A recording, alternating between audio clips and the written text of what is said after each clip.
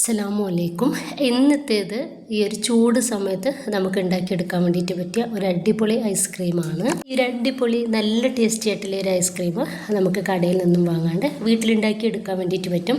വെറും 3 ഇൻഗ്രീഡിയൻസിലാണ് നമ്മളിത് ചെയ്തെടുക്കുന്നത്. അപ്പോൾ നമുക്ക് വീട്ടിലേക്ക് പോകാം, വീഡിയോ കണ്ടുനോക്കാം.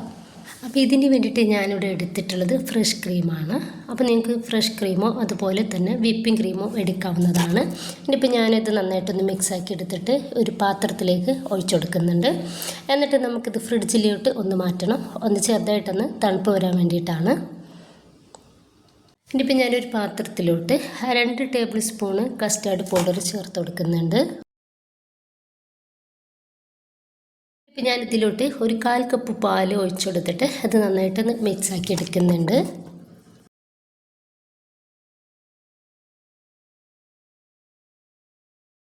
ഇപ്പോൾ ഞാനിത് നന്നായിട്ട് തന്നെ ഒന്ന് മിക്സാക്കി എടുത്തിട്ടുണ്ട്. ഇനിയിപ്പോൾ ഞാനൊരു സോസ് പാനിലോട്ട് 1.5 കപ്പ് പാൽ ഒഴിച്ചു കൊടുക്കുന്നുണ്ട്. ഇപ്പോൾ നമ്മൾ മിക്സാക്കി വെച്ചിട്ടുള്ള ഒരു കസ്റ്റാർഡ് പൗഡർ ഇതിലേക്ക് ചേർക്കാം.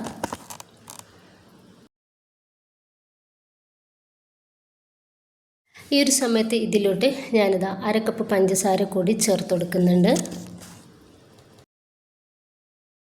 ഇനിയിപ്പോൾ ഞാനിത് ഗ്യാസിലോട്ട് മാറ്റിയിട്ടുണ്ട്. നമുക്ക് ഈ ഒരു പാല് നന്നായിട്ട് ഒന്ന് തിളപ്പിച്ചിട്ടെടുക്കാം. ജസ്റ്റ് ആ ഒരു കസ്റ്റാർഡ് പൗഡർ നമുക്കൊന്ന് വേവായിട്ട് കിട്ടിയാൽ മാത്രം മതി.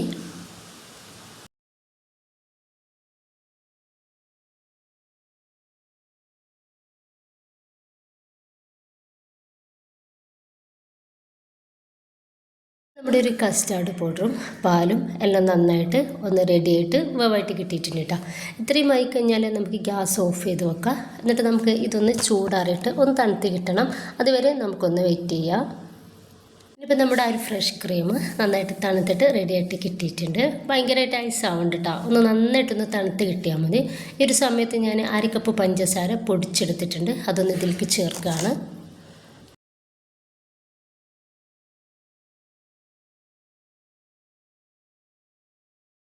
ഞാനിത് ഒന്ന് ബീറ്റാക്കി എടുത്തിട്ടുണ്ട്.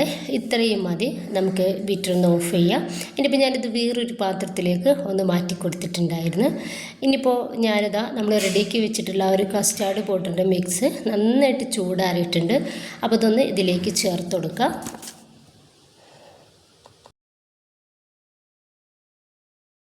ഇത് നന്നായിട്ട് ഒന്ന് ബീറ്റാക്കി എടുക്കുക. അപ്പോൾ നിങ്ങളുടെ കയ്യിൽ ബീറ്റർ ഇല്ലെങ്കിൽ മിക്സിയുടെ ജാറിലിട്ടിട്ട് ഈ ഒരു സെയിം മെത്തേഡിൽ ഒന്ന് ഇതുപോലെ ഒന്ന് നന്നായിട്ട് തന്നെ ഒന്ന് അടിച്ചെടുത്താൽ മതി. ഇപ്പോൾ നന്നായിട്ടൊന്ന് ബീറ്റാക്കി എടുക്കുക. അപ്പോൾ ഇത്രയും ആയിക്കഴിഞ്ഞാൽ നമുക്ക് ബീറ്റർ ഒന്ന് ഓഫ് ചെയ്യുക. എന്നിട്ട് ഫ്രിഡ്ജിലോട്ട് മാറ്റാം. ഞാൻ രാത്രിയിലാണ് ഇത് ചെയ്തെടുക്കുന്നത്.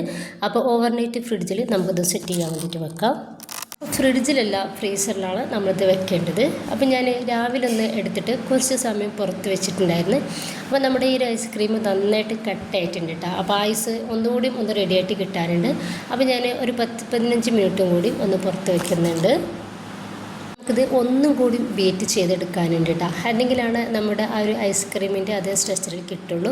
അപ്പോൾ ഞാൻ പറഞ്ഞിട്ടുണ്ടായിരുന്നു ബീറ്ററില്ലാത്തവർക്ക് ഈ ഒരു സെയിം മെത്തേഡ് നമുക്ക് 2 പ്രാവശ്യമായിട്ട് മിക്സിയിലിട്ടിട്ട് അടിച്ചെടുക്കാവുന്നതാണ്.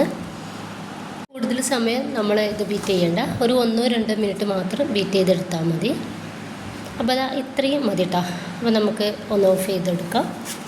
എന്നിട്ട് നമ്മൾ ഏത് പാത്രത്തിലാണോ ഐസ്ക്രീം സെറ്റ് ചെയ്യാൻ വേണ്ടിയിട്ട് വെക്കുന്നത് ആ ഒരു പാത്രത്തിലേക്ക് ഇട്ടെടുക്കുക. അപ്പോൾ ഞാൻ കുറച്ച് അധികം തന്നെ ഉണ്ടാക്കിയത് കൊണ്ട് തന്നെ ഞാൻ ഈ 2 പാത്രത്തിലാക്കിയിട്ടാണ് ഈ ഒരു ഐസ്ക്രീം ഒന്ന് സെറ്റ് ചെയ്യുന്നത്.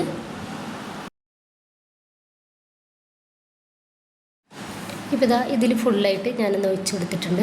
ബാക്കി നമ്മൾ ക്രീം ഇതൊക്കെ ഒന്ന് ബീറ്റാക്കി എടുത്തില്ലേ ആ ഒരു പാത്രത്തിൽ തന്നെയാണ് സെറ്റ് ചെയ്യാൻ വേണ്ടിയിട്ട് വെക്കുന്നത്.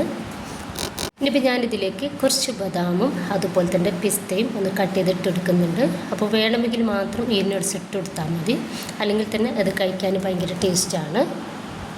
അതിൻ്റെ ശേഷം നമുക്ക് ഒരു 2-3 മണിക്കൂർ ഫ്രീസറിലേക്ക് മാറ്റിയിട്ട് ഒന്ന് തണുപ്പിച്ചെടുക്കാം.